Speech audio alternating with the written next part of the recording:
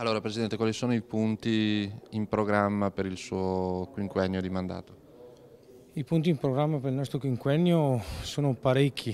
Adesso il nostro problema principale è che il 10% del nostro territorio tutti gli anni va sotto acqua minimo 2 o 3 volte con allagamenti diffusi nel territorio.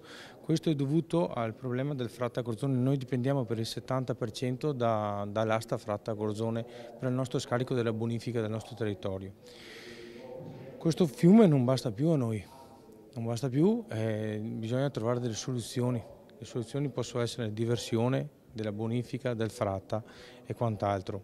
Un altro problema gravoso del nostro territorio, perché oggi qui siamo all'Unione Veneta Bonifiche, hanno detto tutti che l'acqua è una risorsa, l'acqua va tutelata. Il nostro fratta in questo momento ci sono tantissime cose che ci vanno a far pensare che sia inquinato o meno inquinato. Stiamo facendo il monitoraggio del fratta assieme all'ARPA e alla Regione, stiamo controllando, stiamo facendo sì che il fratta deve essere una risorsa per noi, non un problema.